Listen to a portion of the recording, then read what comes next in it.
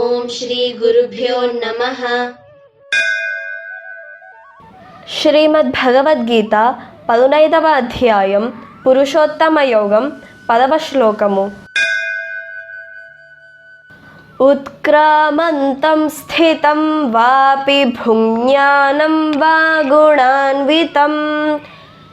విమూఢానానుపశ్యంతి పశ్యంతి జ్ఞానచక్షుషః. జీవాత్మ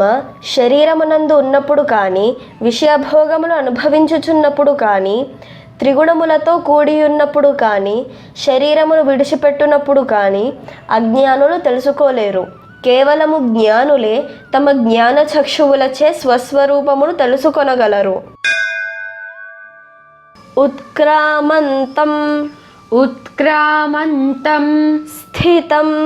स्थितं వాపి वापि ఉత్క్రామంతం స్థితం వాపి उत्क्रामन्तं स्थितं वापि భుజ్ఞానం भुज्ञानं వా वा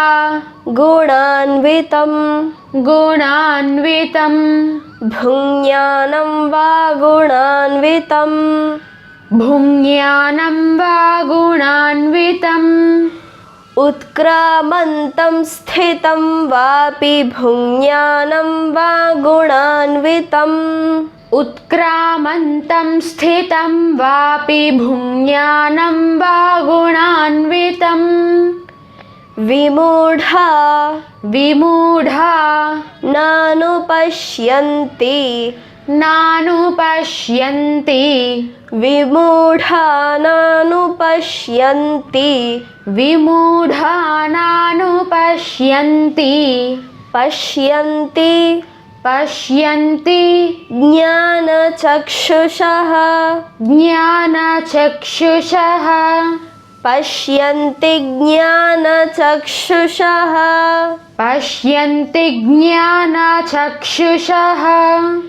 విమూఢా నానుపశ్యంతి పశ్యంతి జ్ఞానచక్షుషః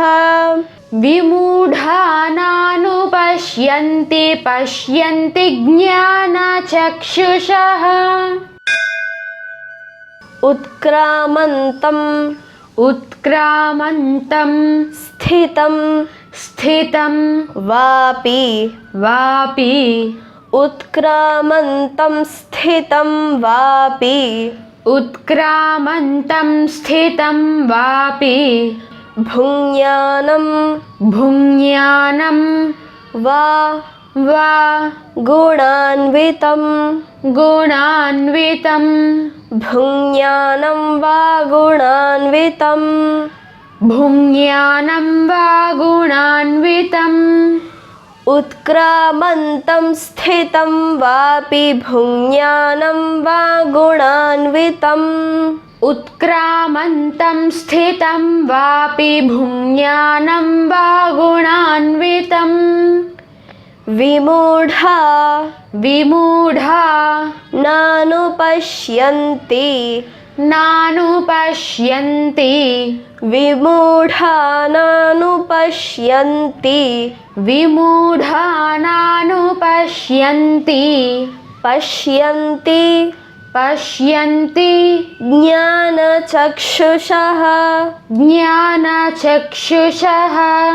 పశ్యంతి జ్ఞానచక్షుషః पश्यन्ति ज्ञानचक्षुषः విమూఢా నానుపశ్యంతి పశ్యంతి జ్ఞానచక్షుషః विमूढा नानुपश्यन्ति पश्यन्ति ज्ञानचक्षुषः ఉత్క్రామంతం స్థితం వాపి उत्क्रामन्तं स्थितं वापि భుజ్ఞానం వా గుణాన్వితం भुज्ञानं वा गुणान्वितं విమూఢా నానుపశ్యంతి विमूढा नानुपश्यन्ति పశ్యంతి జ్ఞానచక్షుషః पश्यन्ति ज्ञानचक्षुषः उत्क्रामन्तं स्थितं वापि उत्क्रामन्तं स्थितं वापि भुञ्ज्ञानं वा गुणान्वितं भुञ्ज्ञानं वा गुणान्वितं विमूढानानुपश्यन्ति विमूढानानुपश्यन्ति पश्यन्ति ज्ञानचक्षुषः पश्यन्ति ज्ञानचक्षुषः उत्क्रामन्तं स्थितं वापि भुञ्ज्ञानं वा गुणान्वितं उत्क्रामन्तं स्थितं वापि भुञ्ज्ञानं वा गुणान्वितं विमूढानानुपश्यन्ति पश्यन्ति ज्ञानचक्षुषः विमूढानानुपश्यन्ति पश्यन्ति ज्ञानचक्षुषः उत्क्रामन्तं स्थितं वापि भुञ्ज्ञानं वा गुणान्वितम् उत्क्रामन्तं स्थितं वापि भुञ्ज्ञानं वा गुणान्वितं विमूढानानुपश्यन्ति पश्यन्ति ज्ञानचक्षुषः विमूढानानुपश्यन्ति पश्यन्ति ज्ञानचक्षुषः उत्क्रामन्तं स्थितं वापि भुञ्ज्ञानं वा गुणान्वितं विमूढानानुपश्यन्ति पश्यन्ति ज्ञानचक्षुषः उत्क्रामन्तं स्थितं वापि भुञ्ज्ञानं वा गुणान्वितं विमूढानानुपश्यन्ति पश्यन्ति ज्ञानचक्षुषः उत्क्रामन्तं स्थितं वापि भुञ्ज्ञानं वा गुणान्वितं विमूढानानुपश्यन्ति पश्यन्ति ज्ञानचक्षुषः उत्क्रामन्तं स्थितं वापि भुञ्ज्ञानं वा गुणान्वितं विमूढानानुपश्यन्ति पश्यन्ति ज्ञानचक्षुषः उत्क्रामन्तं स्थितं वापि भुञ्ज्ञानं वा गुणान्वितं उत्क्रामन्तं स्थितं वापि भुञ्ज्ञानं वा गुणान्वितं विमूढानानुपश्यन्ति पश्यन्ति ज्ञानचक्षुषः विमूढानानुपश्यन्ति पश्यन्ति ज्ञानचक्षुषः उत्क्रामन्तं स्थितं वापि भुञ्ज्ञानं वा गुणान्वितं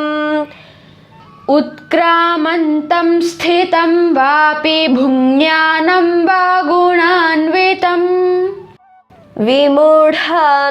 विमूढानानुपश्यन्ति पश्यन्ति ज्ञानचक्षुषः विमूढानानुपश्यन्ति पश्यन्ति ज्ञानचक्षुषः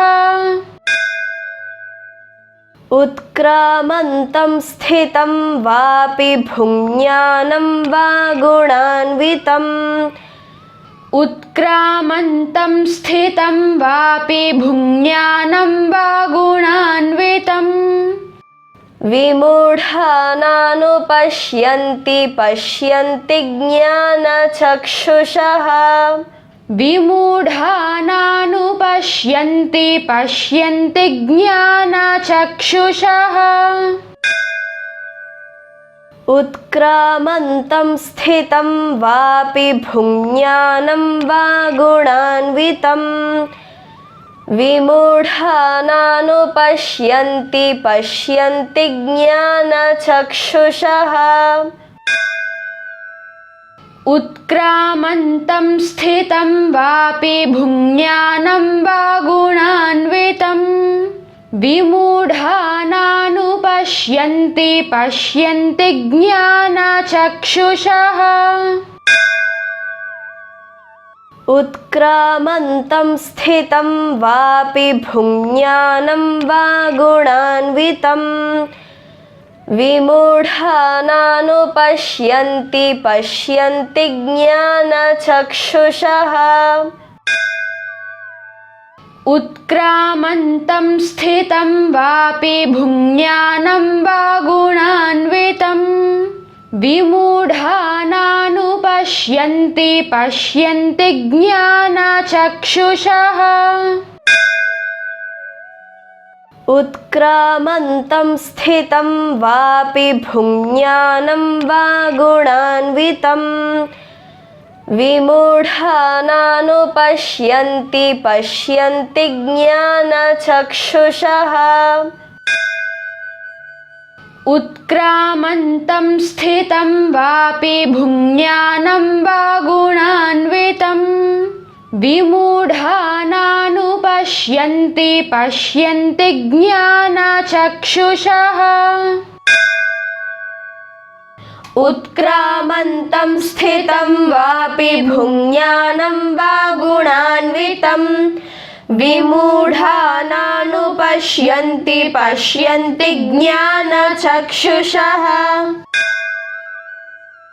उत्क्रामन्तं स्थितं वापि भुञ्ज्ञानं वा गुणान्वितं